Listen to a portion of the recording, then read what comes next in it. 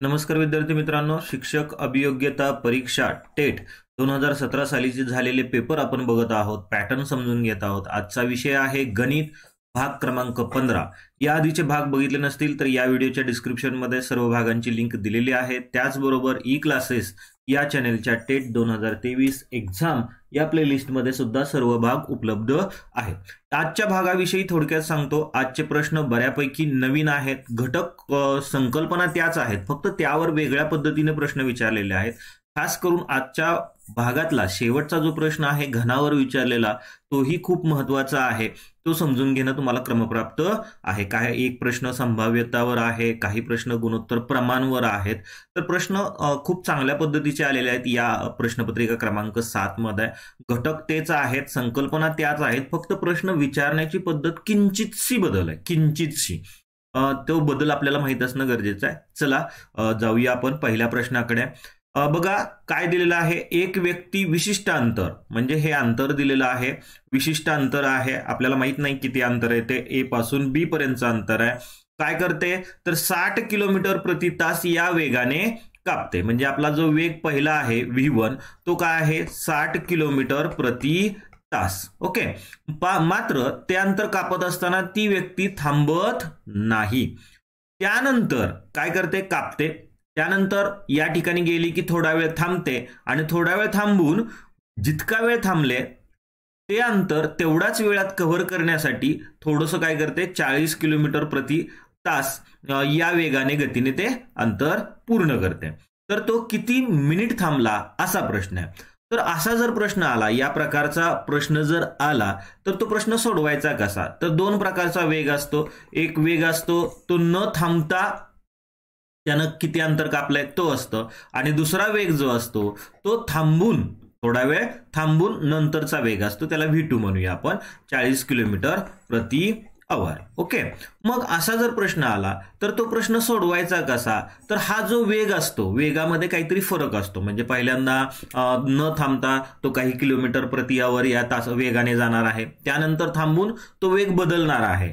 तर हा जो वेग आहे त्या वेगातला फरक काढायचा. वेगातला फरक म्हणजे वेगातला फरक V1 मायनस काय येणार आहे V2 अपॉन हा जो न थांबताचा वेग आहे. कुठला वेग धरायचा, न थांबताचा वेग हा छेदामध्ये ठेवायचा आणि त्याला 60 ने गुणायचं. तुमचं उत्तर निघून जाईल. बघा V1 किती आहे आपला, पहिला न थांबता वेग 60 वजा V2 थांबून किती वेग आहे 40 किलोमीटर प्रति आवर, आणि न थांबता वेग किती दिलेला आहे आपल्याला 60 दिलेला आहे. तो 60 छेदामध्ये गुणिले 60. ओके. मग या 60ला या 60चा भाग गेला, 60 वजा 20 म्हणजे किती आलं 20 मिनिटे. Okay, 20 minutes. या पद्धतीचा प्रश्न आहे. सूत्र लक्षात ठेवा, एकदम छोटीशी ट्रिक आहे. ही ट्रिक काय आहे, अशा पद्धतीचा जर प्रश्न आला की काही अंतर न थांबता कापतो, त्यानंतर काही वेळ थांबतो आणि थांबून परत वेगळा स्पीड घेऊन तो अंतर पूर्ण करतो, असं आला असेल तर दोन स्पीड असतात. एक V1 असतो, V2 असतो. V1 कोणता आहे तो गृहीत धरायचा. न थांबता जे स्पीड असेल ते V1 गृहीत धरायचं. त्यानंतर थांबून जो स्पीड असेल त्याला V2 गृहीत धरायचं. मग V1 मधून V2 मायनस करायचा आणि हा जो V1 आहे, V1 म्हणजे कुठला आहे, न थांबता जो वेग आहे तो छेदात घ्यायचा, त्याला गुणिले 60 करायचं. आपल्याला मिनिट्स विचारलेत म्हणून तुम्हाला उत्तर निघून जाईल. एवढा सिंपलसा प्रश्न आहे. चला पुढच्या प्रश्नाकडे वळूया. खालीलपैकी कोणता पूर्ण वर्ग नाही. बघा या ठिकाणी वर्ग संख्या बघितली तर एकक स्थानी 1 आहे, या वर्ग संख्येच्या एकक स्थानी 5 आहे, या संख्येच्या एकक स्थानी 1 आहे आणि या संख्येच्या एकक स्थानी 3 आहे.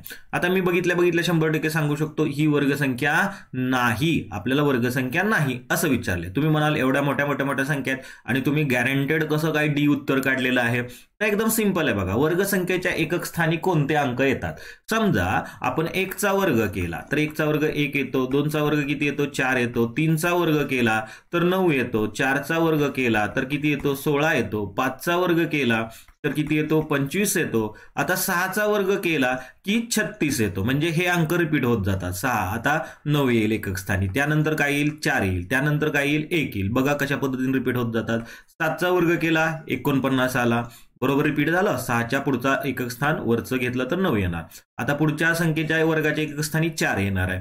8चा वर्ग केला तर किती येणार आहे 64 येणार आहे. 9चा वर्ग केला किती आला 61 आला आणि 10चा वर्ग केला तर किती आला 100 आला. मग या वर्गांच्या एकक स्थानचे अंक जर तुम्ही बघितले तर एकक स्थानी 1 आला, त्यानंतर 4 आला, त्यानंतर 9 आला, त्यानंतर 6 आला, त्यानंतर 5 आला आणि 0 एवढेच अंक कोणत्याही संख्येच्या वर्गाच्या एकक स्थानी येतात. मग कुठले अंक येत नाहीत तर हे सोडून राहिलेले अंक म्हणजे कुठल्याही वर्गाच्या एकक स्थानी 2 येत नाही, कुठल्याही वर्गाच्या एकक स्थानी 3 येत नाही, कुठल्याही वर्गाच्या एकक स्थानी 7 येत नाही, कुठल्याही वर्गाच्या एकक स्थानी 8 येत नाही, हे अंक येत नाही.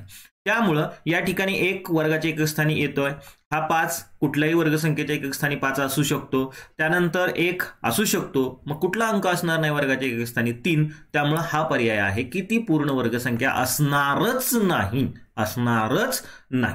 तुम्ही या ठिकाणी या पद्धतीने पण वर्ग काढून एकदा निरीक्षण करा. 11चा वर्ग बघा 121, 12चा वर्ग काय आला 144, म्हणजे एकक स्थानी किती येत आहे 4 येत आहे. 2चा वर्ग केला किंवा 2 एकक स्थानी असणाऱ्या कोणत्याही संख्येचा वर्ग केला तर एकक स्थानी किती येणार आहे वर्गाच्या 4 येणार. या पद्धतीने तुम्ही इथं 19चा जरी वर्ग केला तरी त्याच्या एकक स्थानी किती येणार आहे 1 येणार आहे. 17चा जरी वर्ग केला तरी त्याच्या एकक स्थानी किती येणार आहे 9 येणार. म्हणजे एकक स्थानी येणारे अंक असे आहेत 1, 4, 9, 6, 5 आणि त्याच्या जोडीला हा 10च्या वर्गाचा 0. बाकी कुठलेही अंक वर्गाच्या एकक स्थानी येत नाहीत. एवढ्याशा सिंपलशा ट्रिकवरून तुम्हाला हा प्रश्न पटकन सुटू शकतो. चला पुढचा प्रश्न बघूया आपण. चिन्हाच्या जागी काय यायला हवे. बघा प्रश्न काय आहे 8.51/6 अधिक 4.51/6 वजा 2.51/6 बरोबर किती. आता हा प्रश्न दिसताना खूप अवघड वाटतो परंतु याची एक सिंपलसी ट्रिक आहे. आता ही ट्रिक समजून घेत असताना यातला धोका पण लक्षात घ्या. प्रत्येक वेळी ही ट्रिक वापरायची नाही. ही ट्रिक वापरायची कधी ते मी आधी समजून सांगतो. आधी उत्तर सोडवून दाखवतो की कसं 36 सेकंदाच्या आत येतं. बघा या दोन्हीची बेरीज केली, या दोन्हीची बेरीज 12.51/6 वजा हे आहे तसं पुढचं 2.51/6 याची वजाबाकी करायची 12.51/6 मधून, याची वजाबाकी 12 मधून 2 गेलं 10.51/6 उत्तर असायला पाहिजे. आता उत्तराकडे जाऊया आपण. 10.51/6 आपलं उत्तर येतं. 10.51/6 उत्तर दिसत नाहीये. मग काय करूया आपण तर त्याला पूर्णांकयुक्त अपूर्णांकाचं रूपांतर अंशाधिक मध्ये करूया. 10 गुणिले 6 गुणिले 10 60 अधिक 1 61 अंशामध्ये आणि छेदामध्ये 6 61/6 तरी उत्तर असलं पाहिजे. पर्याय क्रमांक सी.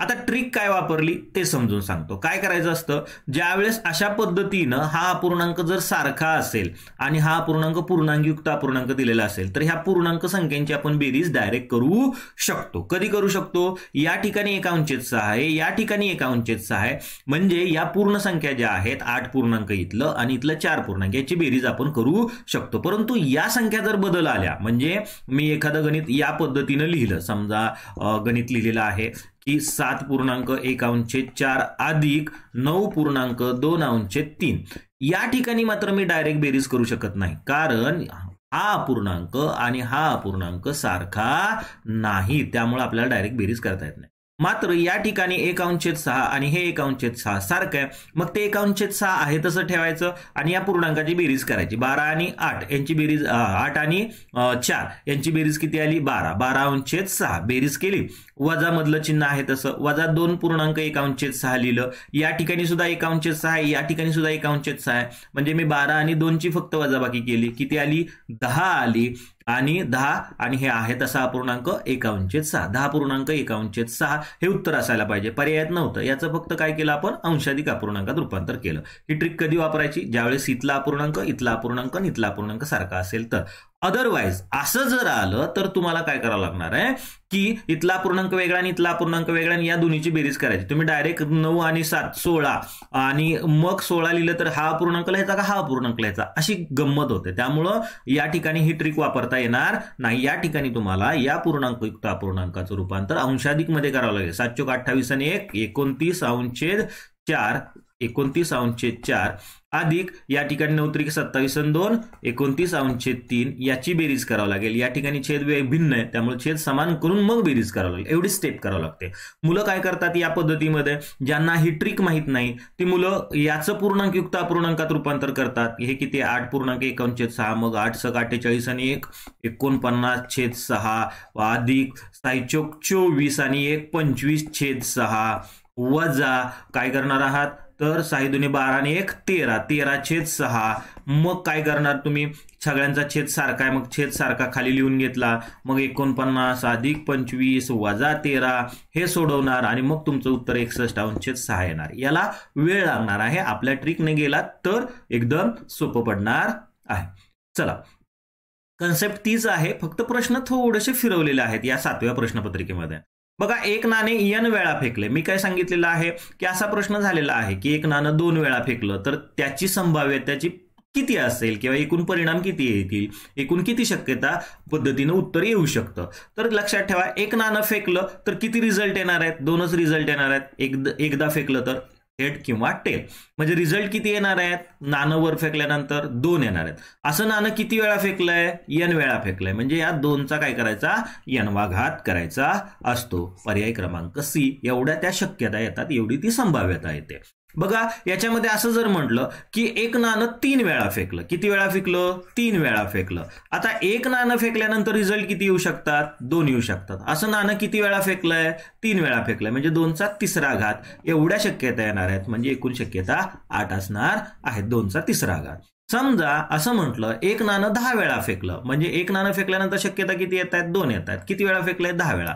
जेवढ्या वेळा फेकलंय तेवढा त्याचा घातांक घ्यायचा, ही त्याची शक्यता असते, एकूण परिणामांची संख्या असते. असं म्हणतील की एक डायस जो आहे तो 3 वेळा फेकला तर त्याचा रिझल्ट काय येईल. आता एक डायस फेकल्यानंतर एकदा फेकला तर रिझल्ट किती येण्याची शक्यता आहे, 6 येण्याची शक्यता आहे. म्हणजे त्या डायसवर 1 तरी पडेल, 2 तरी पडेल, 3 तरी पडेल, 4 तरी पडेल, 5 तरी पडेल किंवा 6 तरी पडेल. अशा पद्धतीने या 6 शक्यता येऊ शकतात, अदरवाईज दुसरी येणार नाही. म्हणजे एकूण शक्यता एकदा फेकल्यानंतर 6 येतात. असं नाणं किती वेळा फेकलंय, 3 वेळा फेकलंय, म्हणजे 6चा तिसरा घात ही त्या घटनेची संभाव्यता असणार आहे. अशा पद्धतीने तुम्हाला हा प्रश्न सोडवायचा आहे. एकदम सिंपलशी ही ट्रिक आहे. चला, पुढचा प्रश्न बघूया आपण.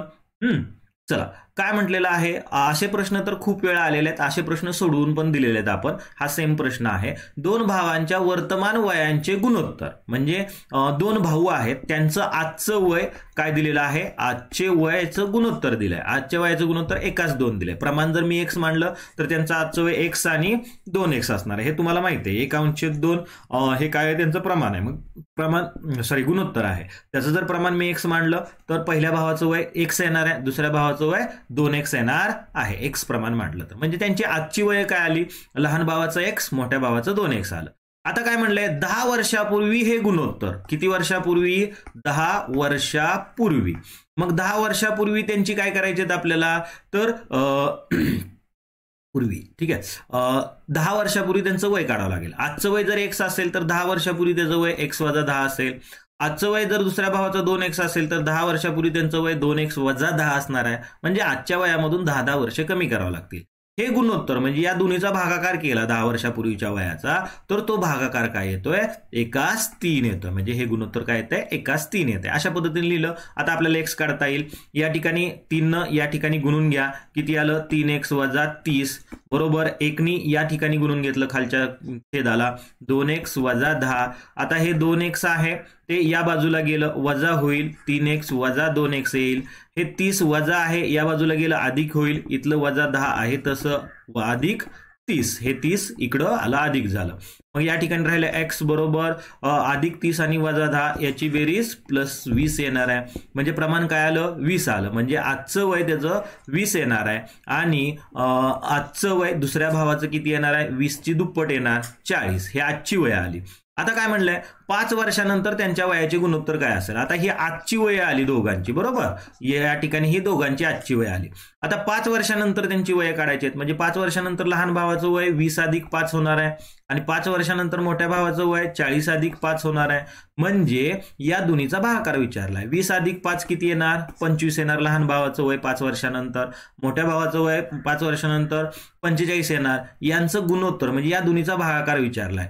मग 25ला 45ने भाग जात जात नाही, 5 ने भाग जातोय, 5 5 25, दोन्हीला भाग लावूया, 5 9 45, म्हणजे काय आलं आपलं गुणोत्तर 5/9 आलं, 5/9 म्हणजेच 5/9 असं उत्तर असलं पाहिजे. पर्याय क्रमांक डी. एवढं सिंपल आहे. फक्त आतापर्यंत काय केलं होतं तर या ठिकाणी डायरेक्ट वय विचारलं जायचं, म्हणजे आजचं वय तरी विचारलं जायचं किंवा 10 वर्षापूर्वीचं वय विचारलं जायचं. इथं काय केलंय, आजचं वय विचारलंय का नाही, आजच्या वयावरून आपल्याला काय करायला सांगितलंय, 5 वर्षानंतर त्यांचं गुणोत्तर किती. मग आजचं निघालं असेल तर 5 वर्षानंतर त्यांची वय निघतात. आजचं हे 20 असेल तर 5 वर्षानंतर याचं वय 25 असणार आहे, आणि आजचं वय 40 असेल खालच्याचं तर 5 वर्षानंतर वय 45 असणार आहे. 25 आणि 45 यांचा भागाकार विचारलेला आहे, म्हणजेच गुणोत्तर विचारलं. एवढं सिंपलचा प्रश्न आहे. प्रकार किंचित बदलला होता. चला पुढचा प्रश्न काय केलेला आहे. प्रश्न लिहून घेतो. 1/3 अधिक 1/2 अधिक 1/x बरोबर 4, तर x बरोबर किती. आता आपल्याला या दोन्हीची बेरीज केली पाहिजे. छेद समान नाहीये, मग छेद समान करण्यासाठी काय केलं पाहिजे, या छेदानं इथल्या अंशन छेदाला गुणलं पाहिजे. मग किती येणार, 2/6 येणार, आणि या संख्येला, या अपूर्णांकाला आपल्याला या 3 ने गुणलं पाहिजे, म्हणजे 3/6 किती येणार आहे, 6 येणार आहे, अधिक 1/6 बरोबर 4.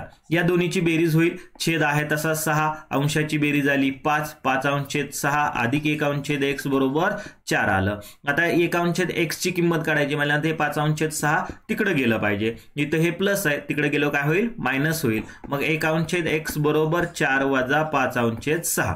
आता या 4 ला छेद 1 आहे, 6 छेद करायचा म्हणजे 6 न याला गुणून घेतलं पाहिजे अंशाला आणि छेदाला.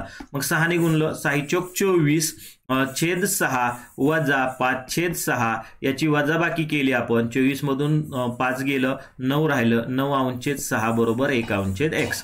आता इथपर्यंत आलात तुम्ही. 1/x बरोबर किती आलं, 19/6 आलं. ओके, एवढं सिंपल आहे. आता याचं काय करतात मुलं, तिरकस गुणाकार करून सोडवतात. आता x ची किंमत काढायची म्हणल्यानंतर तिरकस गुणाकार करतात. मग ह्या x ने 19 ला गुणलं, 19x बरोबर 6. मग हा x ची किंमत काढायची, 19 गुणिले ते इकडे गेले की भागले होईल, 6/19 हे उत्तर येणार आहे. एवढीच 2 स्टेप वाढतात. पण याचं सिंपलचं एक ट्रिक आहे इथनं पुढे करण्याची. काय ट्रिक आहे बघा, असं जर आलं 1/x बरोबर 19/6 आलं तर आपण ते उलट करू शकतो. याचा एक नियम आहे अशा पद्धतीने. a/b बरोबर c/d असेल तर याचा रेसिप्रोकल करायचा, b/a बरोबर याचा रेसिप्रोकल, म्हणजे याचे पण गुणाकार व्यस्त काय येणार आहे, d/c, हे पण बरोबर असतं. इयत्ता 10वीतलं गुणोत्तर आणि प्रमाणामधलं हे सूत्र आहे. हे सूत्र आपण इथं वापरूया. काय केलेलं आहे, इथं छेदाचा अंश, अंशाचा छेद, इथं पण छेदाचा अंश आणि अंशाचा छेद करायचा. मग या ठिकाणी डायरेक्ट काय होईल, हा x अंशात जाईल, छेदामध्ये 1 राहील. इथं पण उलट होणार आहे, 6/19 डायरेक्ट ही स्टेप येणार आहे, इथली मधली स्टेप गाळली जाणार आहे. 6/19 पर्याय क्रमांक बी या ठिकाणी आहे. बघा उत्तर 6/19. लक्षात आलं का, इथल्या स्टेपवरून डायरेक्ट आपण उडी का मारली, कारण इथं अंशात 1 आहे, मग आपण उलट केलं तर हे x ची किंमत येणार आहे. x/1 म्हणजेच काय असणार आहे, इथं x असणार आहे. कुठल्याही संख्येचा छेद 1 असतं, म्हणजे 6/19 हे उत्तर असणार आहे. एवढा सिंपलचा प्रश्न आहे. कॅल्क्युलेशन जर तुमचं फास्ट असेल तर तुम्ही असा प्रश्न सोडू शकता.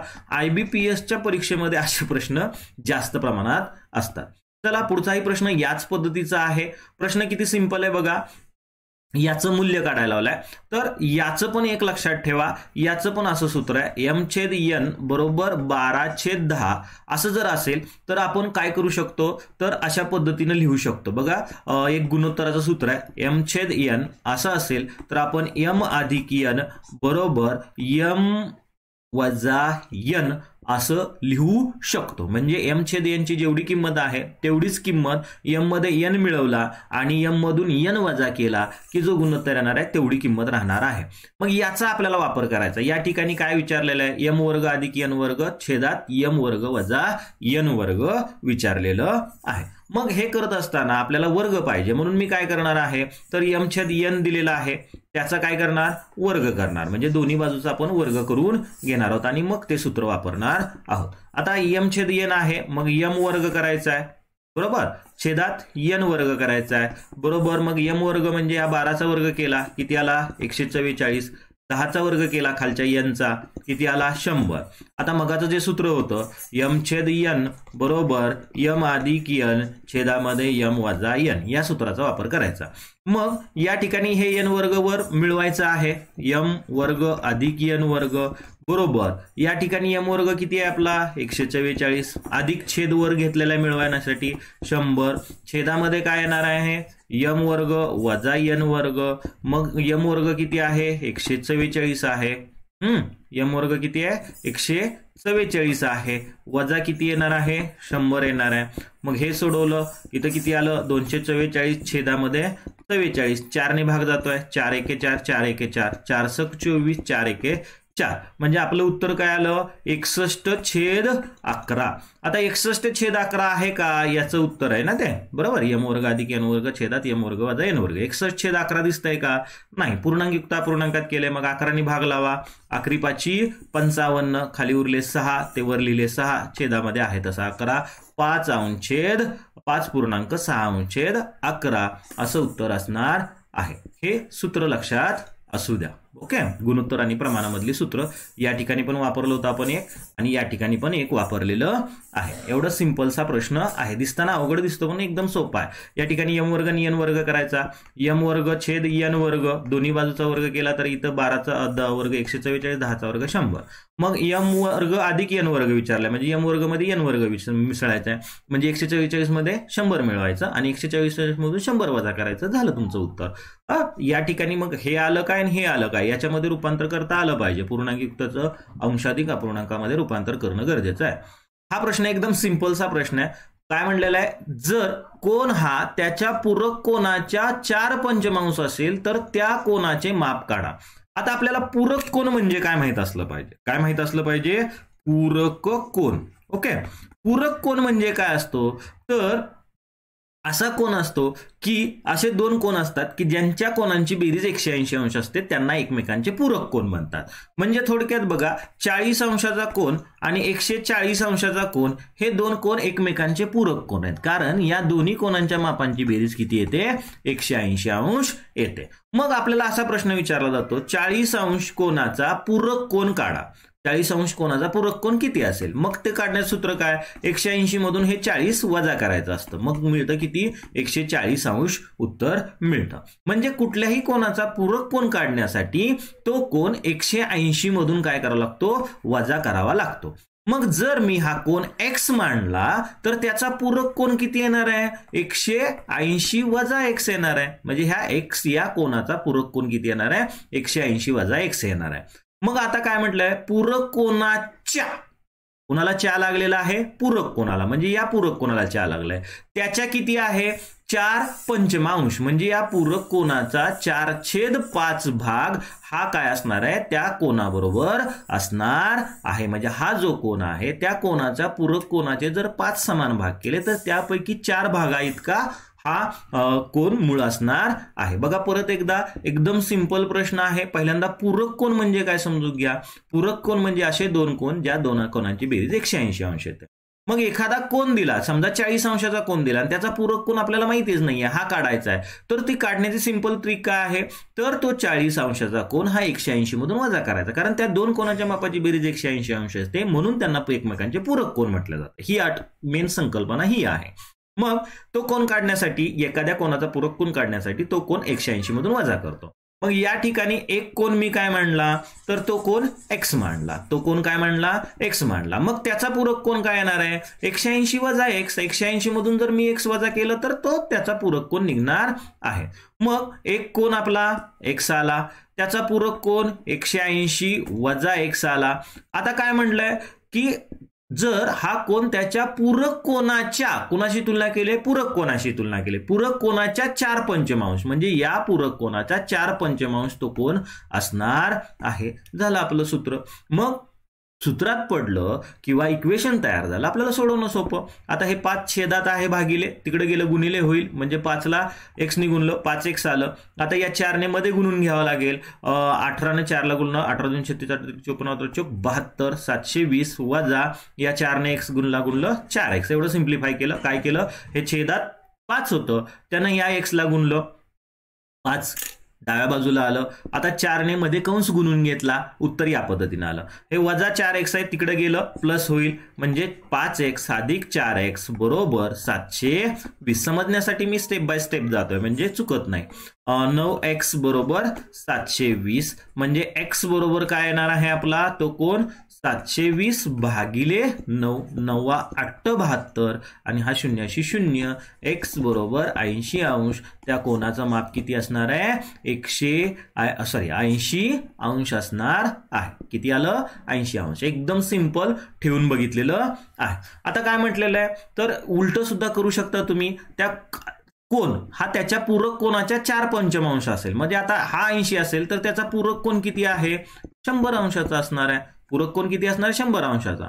मग हा 100 अंशाचा जर आपण 4 समान भाग केले, किती भाग समान म्हटलंय, 4 पंचमांश म्हटलंय ना, तर आपल्याला ह्या 100 अंशाचे 5 समान भाग केले पाहिजेत. एक भाग किती आला, 20चा आला. असे भाग किती घ्यायचे आहेत, 4 घ्यायचे. 20 चोक 80 एवढा तो कोण असणार आहे. म्हणजे 100चं जर आपण 4 पंचमांश काढलं, 100चं 4 पंचमांश काढलं किंवा 4/5 भाग काढला तर तो 80 येणार आहे. त्या कोणा एवढा येणार आहे हेच सांगितलंय ना त्यांनी. जर हा कोण त्याच्या पूरक कोणाच्या 4 पंचमांश असेल तर त्या कोणाचे माप काढा, म्हणजे त्याचा पूरक कोणाचा 4/5 भाग केला तर तो मूळ कोणा एवढा येतो. बघा भाग लावून, या ठिकाणी 20 आलं, 20 × 4 किती आलं, 80 आलं. पर्यायातून जाणं इथं अवघड होतं, कारण ज्याला हा अपूर्णांक अर्थ समजलाय त्याला ते सोपं जातं, परंतु ज्याला अर्थ समजला नाही त्यांनी अशा पद्धतीने इक्वेशन तयार करून सोडवायचं आहे.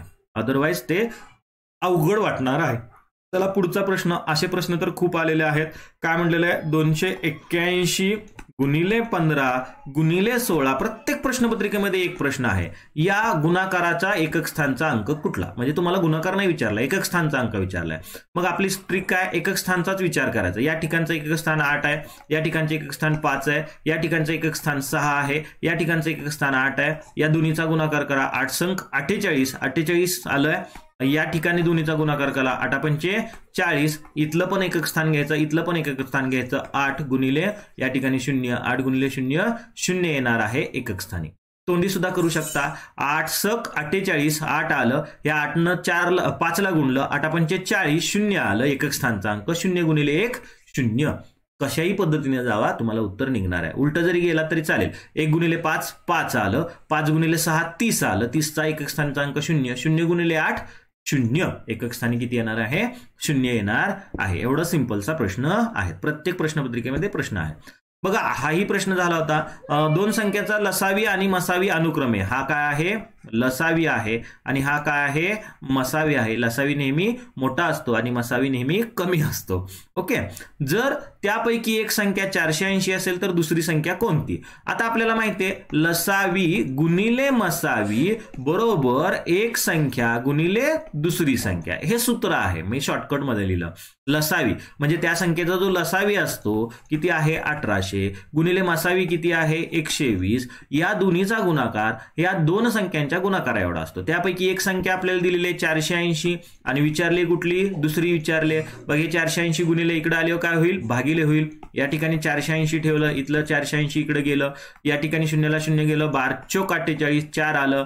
4 ने वर भागा, 4 चोक 16, खाली उरला 2, वरचा घेतला 0, 4×5 = 20 आणि ह्या शून्याचा भाग शून्याचा. 450 काय असली पाहिजे, दुसरी संख्या असली पाहिजे. सूत्र लक्षात ठेवा, लसावी गुणिले मसावी बरोबर एक संख्या गुणिले दुसरी संख्या. आम्ही पूर्ण लिहित बसत नाही. ठीक आहे, एवढं सिंपलचं सूत्र आहे. सूत्र काढलं की तुम्हाला उत्तर मिळणार आहे. सूत्र पाठ असू द्या. ठीक आहे.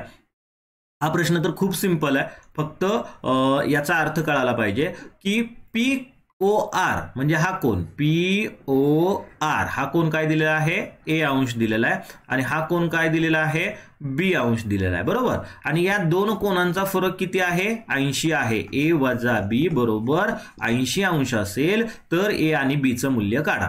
म्हणजे A आणि B यांची वजाबाकी किती आली पाहिजे, 80 आली पाहिजे. आता या ठिकाणी 125 आणि 55, हा A 125 अंश दिलाय, B 55 अंश दिलाय.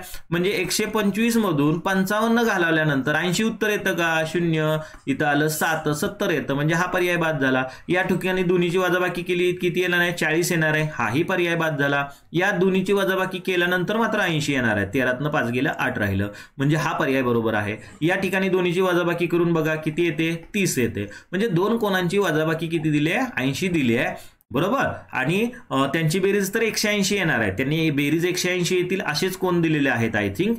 मात्र त्यांची वजाबाकी किती आली पाहिजे, 180. सांगितलेलंच आहे. पर्याय बाद करून तर एकदम सिंपल पद्धतीने येतं. जर पर्याय बाद न करता इक्वेशनने सोडवायचं असेल तर थोडा अवघड होईल. ए वजा बी दिलाय 80, ए अधिक बी माहिती आहे. ए अधिक बी म्हणजे ह्या ए कोण आणि बी कोण यांच्या मापाची बेरीज किती आली, 180 अंश आली. ए वजा बी माहिती आहे, ए अधिक बी माहिती आहे. ह्या दोन इक्वेशनची बेरीज करूया. ह्याला म्हणूया इक्वेशन 1, याला इक्वेशन 2 म्हणूया. या दोन्हीची बेरीज केली तर 2a बरोबर किती येणार आहे, 0 8 आणि 16 अच्चाला 1 260. म्हणजे ए बरोबर काय येणार, 260 भागिले 2 बरोबर 130 अंश. या पद्धतीनं ए निघाला. आता इथं किंमत बी मध्ये ए ची किंमत ठेवली तर बी ची किंमत सुद्धा निघून जाणार. परंतु इक्वेशन मध्ये न सोडवता तुम्हाला पर्यायामधून खूप सोपं जाणार आहे. एकदम सिंपलचा प्रश्न आहे. पुढे बघा, हाही प्रश्न एकदम सोपा असतो. 27चा घन बरोबर 3चा कितवा घात. कितवा घात म्हणजे प्रश्नचिन्ह दिलंय, मी त्याला x मांडलंय. मग असं म्हटलं की मी तुम्हाला सांगितलं होतं इथं जो पाया असेल तो इथं पाया आणण्याचा प्रयत्न करायचा आहे. मग 27 आपल्याला 3 पाया असलेल्या स्वरूपात लिहायचं. आपल्याला माहिती आहे 3चा घन बरोबर किती असतो, 27. मग या ठिकाणी हे जे 27 आहे त्याच्याऐवजी 3चा घन लिहिला पाहिजे. मग आता मी अशा पद्धतीने आधी लिहून घेतो, 27चा घन बरोबर 3चा x घात. मग 27 माहिती आहे आपल्याला, 27 कसं लिहू शकतो मी, 3चा घन लिहू शकतो. म्हणजे या कंसामध्ये 3चा घन म्हणजे 27, त्याचा काय दिलेला आहे, हा घन दिलेला आहे, बरोबर 3चा x घात. मग हा सूत्र माहित असेल तुम्हाला, a चा m वा घात कंसाचा n वा घात जर असेल तर a चा m गुणिले n वा घात असतो. म्हणजे असा घातांकाचा घात असेल तर या घातांकाचा गुणाकार करतात. मग या ठिकाणी काय येणार आहे, तर 3चा तिसरा घात त्याचा तिसरा घात आहे. म्हणजे या घातांकाचा गुणाकार केला पाहिजे. म्हणजे 3चा कितवा घात येणार, 3 गुणिले 3 9वा घात येणार, बरोबर 3चा x घात. मग या ठिकाणी पाया समान आहे म्हणजे घातांक सुद्धा समान असले पाहिजेत. x बरोबर किती असणार आहे, 9 असणार आहे. असेही प्रश्न प्रत्येक प्रश्नपत्रिकेमध्ये आलेले आहेत. सिंपलचे प्रश्न आहेत. आता बघा पुढचं काय म्हणलंय, 20 ही संख्या 80च्या किती टक्के. ज्याला च्या लागलेलं असतं त्याला छेदात ठेवायचं.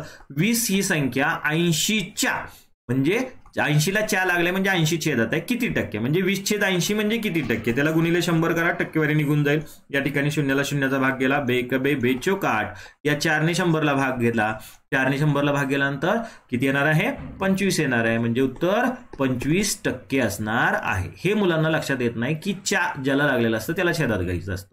20 ही संख्या 80च्या किती टक्के म्हणजे 20ला 80ने भागल्यानंतर टक्केवारीत रूपांतर केल्यानंतर किती येणार आहे. टक्केवारी करण्यासाठी 100ने गुणायचं. हे सोडवलं तुमचं उत्तर निघून जाईल. एकदम सिंपलचा प्रश्न आहे. उत्तर आहे 25%. ओके, सी दिलाय. हा उत्तरामधला डी माझ्याकडून राहिलेला आहे. डी हा काय आहे, 25% असं डी आहे, लक्षात असू द्या. त्यामुळे पर्याय क्रमांक डी आहे. ओके, सॉरी बरं का, तो पर्याय घ्यायचा राहिला माझा. सीचा आला, A-B-C पर्यंत तो वेगळ्या पानावर होता, तो घ्यायचा राहिला. ठीक आहे, चला हा प्रश्न खूप महत्वाचा आहे, IMP आहे. जर 6 काप करून घन कापले असे किती घन मिळतील. X, Y, Z या 3 बाजूमध्ये समान प्रकारे वितरित आहेत. मराठीतून प्रश्न समजायला अवघड जाते, इंग्लिश मधून बघूया. How many small cubes are obtain when we cut the cube using 6 cuts. म्हणजे एक घन आहे त्याला 6 काप दिलेत. इथपर्यंत लक्षात आलं. Okay, which are distributed evenly in 3 planes. काय केलेले आहेत, जे काप आहेत, एकूण काप किती दिलेत, 6 काप दिलेत. आणि 3 प्लेन्स, 3 प्लेन्स कुठले आहेत, X, Y, Z. आता ह्या 3 प्लेन्स म्हणजे काय असतं ते लक्षात असू द्या. 3 बाजू, 3 बाजू कुठल्या असतात की कुठलेही आपल्याला इष्टिकाची ती असेल, घन असेल, त्याला हे 3 प्लेन्स अशा पद्धतीचे असतात. त्यांची लांबी म्हणजे एक प्लेन धरायचा, त्यांची रुंदी म्हणजे दुसरा प्लेन धरायचा, आणि त्यांची उंची म्हणजे तिसरा प्लेन धरायचा. मग हे 6 कट काय केलेले आहेत, एकूण कट किती आहेत, 6 आहेत. हे 6 कट डिस्ट्रीब्युटेड इव्हनली, इव्हनली म्हणजे समान काय केलेले, डिस्ट्रीब्यूट केलेले आहेत. म्हणजे लांबीला 6, रुंदीला 6, उंचीला 6 असं नाही, तर लांबी, रुंदी आणि उंची यांना मिळून एकूण टोटल 6 काप मारले आहेत आणि 6 काप मारत असताना लांबीला जेवढे आहेत तेवढेच रुंदीला तेवढेच उंचीला, म्हणजे लांबीला 2 काप मारलेत, रुंदीला 2 काप मारलेत, उंचीला 2 काप मारलेले आहेत. आता बघा काप कशा पद्धतीने मारलेत मी दाखवतो तुम्हाला. लांबीला काय केलेले आहेत, 2 काप मारलेले आहेत. अशा पद्धतीने लांबीला 2 काप मारले. ओके, आता लांबीला 2 काप मारल्यानंतर तुकडे किती आले तुम्हाला लक्षात आलं असेल, 1 2 3 तुकडे आले. म्हणजे लांबीला 2 काप मारले, पण लांबीला 2 काप मारल्यानंतर लांबीचे तुकडे किती झाले, 3 तुकडे झाले. आता रुंदीला 2 काप मारलेले आहेत. आता घनाची लांबी रुंदी उंची सारखी असते, मग रुंदी ही धरूया आपण. ही जर लांबी धरली आपण तर रुंदी कुठली धरावं लागेल, ही धरावं लागेल. ओके, ह्या रुंदीला पण 2 काप मारले आहेत. हा एक आणि हा दुसरा काप, हा तिसरा मी रुंदी दाखवण्यासाठी केलेला होता, तो काप नव्हता. ओके, मग रुंदीचे किती भाग होत आहेत बघा. या ठिकाणी रुंदीचे तुम्हाला भाग लक्षात येतील. मी रुंदीला काप मारलेले आहेत अशा पद्धतीने. हा 1 आणि हा 2 काप. मग 2 काप मारल्यात, रुंदीचे भाग किती झाले, 1 2 3. रुंदीचे सुद्धा भाग किती झाले, 3 भाग झाले, म्हणजे 3 तुकडे झाले. आता उंची, उंची म्हणजे काय असणार आहे. आता ही जर आपण काय धरली, ही जी बाजू आहे ती रुंदी धरली, ही जी बाजू आहे ती लांबी धरली, याला लांबी म्हणतो, याला रुंदी म्हणतो. तर ही बाजू काय धरावं लागणार आहे आपल्याला, उंची धरावं लागणार आहे. आता उंचीला काप मारूया. उंचीला सुद्धा किती काप मारायचे आहेत, 2च काप मारायचे आहेत. उंचीला अशा पद्धतीने 2 काप मारले. हा 1 काप मारला आणि हा 1 काप मारला. याचे तुकडे किती होतील, उंचीला पण 2 काप मारल्यानंतर तुम्हाला लक्षात आलं तर हा 1 हा 2 हा 3 तुकडे होणार आहेत. एकूण तुकडे 3. हे 3 3 3 तुकडे आलेले असतात, त्यांचा फक्त गुणाकार करायचा, तेवढे घन मिळतात. 3 गुणिले 3 9 9 त्रिक 27 27 घन मिळणार आहेत. हे लक्षात घ्या. काय मिळणार आहेत, 27 घन मिळणार आहेत. पर्याय क्रमांक डी. एकदम सोपा प्रश्न आहे, फक्त समजला पाहिजे. काय म्हटलंय, 6 कट्स आहेत विच आर डिस्ट्रीब्युटेड इव्हनली. ह्याला खूप महत्व आहे. समान पद्धतीने वितरित होतात असं मराठी म्हणल्यामध्ये म्हणलेलं आहे. 3 बाजूमध्ये समान पद्धतीमध्ये वितरित होतात. म्हणजे हे 6 काप आहेत ते 3 बाजूचे मिळून 6 काप आहेत. म्हणजे प्रत्येक बाजूला 2 काप 2 काप 2 काप. लांबीला 2 काप केले म्हणजे 3 तुकडे झाले. रुंदीला 2 काप केले म्हणजे 3 तुकडे झाले. आणि उंचीला पण 3 काप केले म्हणजे 3 तुकडे झाले. आणि आपण पाठीमागे प्रश्न बघितला होता या पद्धतीचा. असे काप तुकडे आपल्याला मिळाले तर त्या तुकड्यांचा गुणाकार करायचा, म्हणजे एकूण किती घन मिळतील ते मिळेल. समजा या ठिकाणी असं म्हटलं असतं की लांबीला काय केलेलं आहे, 2 तुकडे केले आहेत. लांबीला 2 काप मारले आणि रुंदीला 2 काप मारले, उंचीला काप मारलाच नाही, तर एकूण किती तुकडे होतील किंवा एकूण किती घन होतील. घन नाहीत मिळणार ते, मात्र तुकडे मिळतील इष्टिकाचितीच्या रूपात. मग ते तुकडे किती होतील त्या घनाचे, हे जर आपल्याला विचारलं असेल. लांबीला 2 काप मारले म्हणजे तुकडे किती आले, 3. रुंदीला 2 काप मारले म्हणजे तुकडे किती आले, 3. या 3 आणि 3चा गुणाकार करायचा, एकूण 9 तुकडे मिळणार आहेत, जे इष्टिका चितीच्या रूपामध्ये असणार आहेत, कारण सारखे भाग होणार नाहीत. आज कधी कधी काय करतात, लांबीला काप मारले 3, हे काय म्हणूया काप. लांबीला काप मारले 3, रुंदीला काप मारले 4, उंचीला काप मारले 5. आता जेवढे काप असतात त्याच्यापेक्षा तुकडे काय करायचे असतात, एक एक एक्स्ट्रा असतो. हे तुम्हाला आकृतीवरून लक्षात आलं असेल. इथं लांबीला 3 काप मारलेले आहेत म्हणजे तुकडे 4 झाले. रुंदीला 4 काप मारलेले आहेत म्हणजे त्याचे तुकडे 5 झाले. आणि उंचीला 5 काप मारलेले आहेत म्हणजे त्याचे तुकडे 6 झाले. मग एकूण तुकडे किती झाले असतील हे काढण्यासाठी 6 गुणिले 5 गुणिले 4 करा. तुम्हाला उत्तर एकूण तुकड्याचं निघून जाईल, जे घनाकृतीच्या आकारात असणार नाहीत. किती आहे, 6 गुणिले 5 गुणिले 4. 4 पंचे 20, 20 गुणिले 6, 20 गुणिले 6 किती येणार आहे, 6 दुने 12, 120 तुकडे येणार आहेत.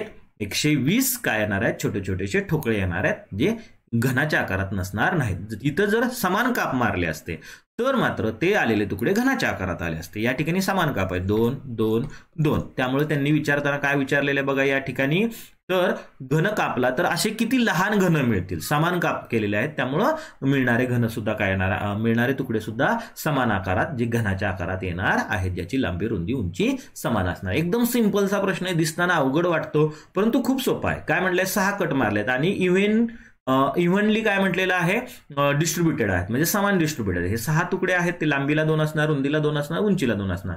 2 2 आलेत म्हटल्यानंतर लांबीचे तुकडे 3 झाले, रुंदीचे 3 झाले आणि उंचीचे पण 3 झाले. याचा गुणाकार करा, झाला तुमचे एकूण घन किती मिळतील, असा प्रश्न असतो. एकदम सिंपल प्रश्न आहे. आमचं चॅनल सबस्क्राईब केलं नसेल तर आत्ताच सबस्क्राईब करून घ्या. ई क्लासेस म्हणजे क्वालिटी हा भाग शेवटपर्यंत बघितला त्याबद्दल मनपूर्वक धन्यवाद. भेटूया पुढच्या व्हिडिओमध्ये. See you again in the next video. Have a nice day. Bye bye.